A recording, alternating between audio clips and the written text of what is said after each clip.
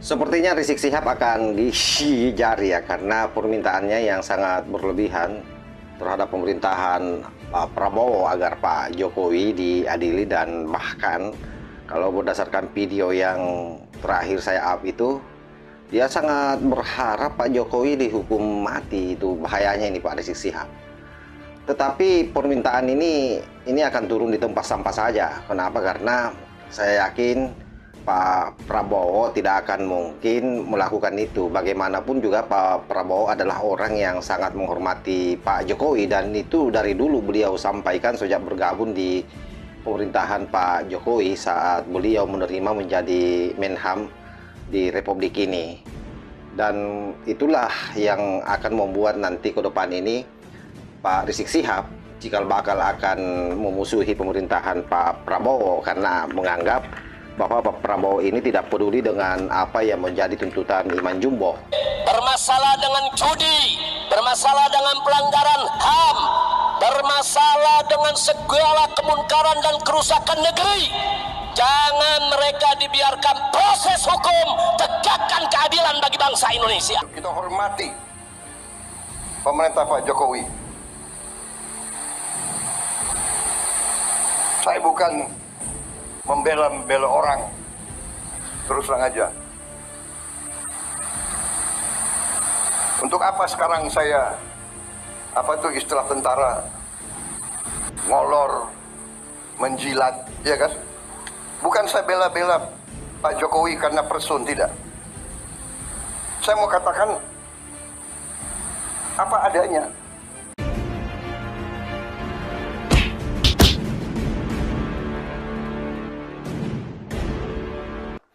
Dan senada dengan itu, ketika Pak Prabowo hadiri acara PP Muhammadiyah, beliau di sana menegaskan tentang bagaimana beliau memperlakukan Pak Jokowi sebagai sahabat, sebagai orang yang dihormati, sebagai orang yang dianggap berjuang menyelamatkan bangsa Indonesia. Dan itulah kenapa saya mengatakan di awal bahwa dia pasti akan sakit hati ke depan. Bahwa penegakan hukum di Indonesia yang carut-marut selama ini, saudara, khususnya dalam satu dekade 10 tahun terakhir, saudara, demokrasi dirusak, hukum ditabrak, korupsi merajalela, judi di mana-mana, hancur-hancuran ini negeri, saudara. Maka itu saya berharap mereka-mereka yang telah merusak negeri ini selama 10 tahun jangan dibiarkan. Tapi mereka harus dituntut pertanggungjawabannya. Setuju? Maka itu saya minta dengan tulus, dengan sangat hormat kepada yang kami hormati Bapak Presiden Haji Prabowo Subianto. Tolong Pak, bersihkan pemerintahan Bapak dari orang-orang yang bermasalah, baik bermasalah dengan korupsi, bermasalah dengan judi, bermasalah dengan pelanggaran HAM, bermasalah dengan segala kemungkaran dan kerusakan negeri. Jangan mereka dibiarkan proses hukum, tegakkan keadilan bagi bangsa Indonesia. Kita hormati pemerintah Pak Jokowi. Saya bukan membela orang, terus terang aja. Untuk apa sekarang saya, apa itu istilah tentara, ngolor, menjilat, ya kan? Bukan saya bela-bela Pak Jokowi karena person, tidak. Saya mau katakan apa adanya.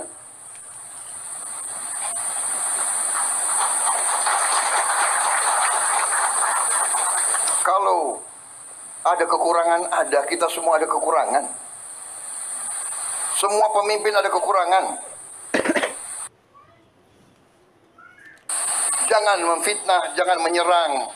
Kita semua punya kekurangan. Mau buka-bukaan, yang gak enak. Kita diajarkan nenek moyang kita, orang tua kita, mikul dhuwur mendem jero. Orang tua hormati yang baik. Kita sebagai yang muda berani juga ngoreksi. Tapi ngoreksinya dengan cara yang baik, yang sopan. Saya kira itu ajaran ustadz-ustadz saya. Saya bukan orang yang terlalu baik. Agama saya akui di depan Muhammadiyah. Aku akui. Tapi saya ingat ajaran ustadz-ustadz saya.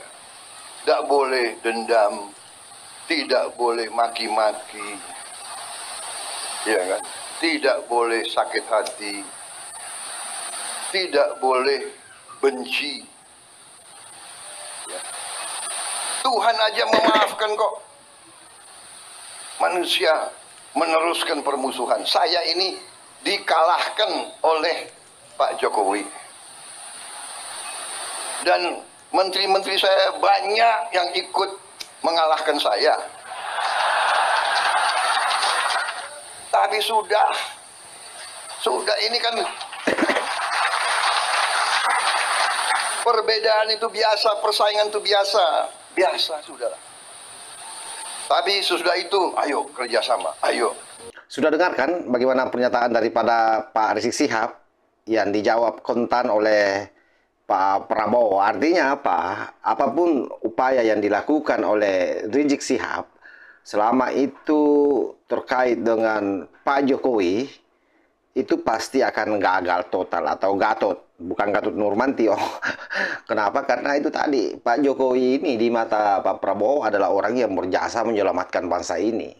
Ada banyak momentum kemarin ya, waktu pemerintahan Pak Jokowi, beliau berhasil menyelamatkan bangsa Indonesia, terutama pada resesi ekonomi dunia pasca pandemi COVID. Dan Pak Prabowo melihat langsung situasi itu, bagaimana Pak Jokowi mengendalikan pemerintahan ini dengan baik. Karena waktu itu beliau ada di dalam sistem dan membantu Pak Jokowi. Oleh karena itu nyinyiran Rizik Sihab ini, sekali lagi, ini hanya menjadi alasan, alibi bagi dia untuk memusuhi pemerintahan Pak Prabowo ke depan. Jadi dia memang harus ada alasan untuk melakukan itu ya. Satu-satunya isu yang masih sangat punya kemungkinan untuk dia mainkan adalah KM 50.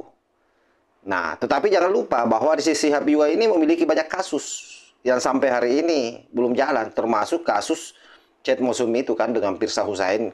Itu juga kan sudah pernah di-up kembali kasusnya. Nah, tinggal hari ini apakah pemerintah mau melanjutkan itu atau tidak, dan harusnya itu dilanjutkan karena berbahaya kalau orang seperti ini dibiarkan merajalela.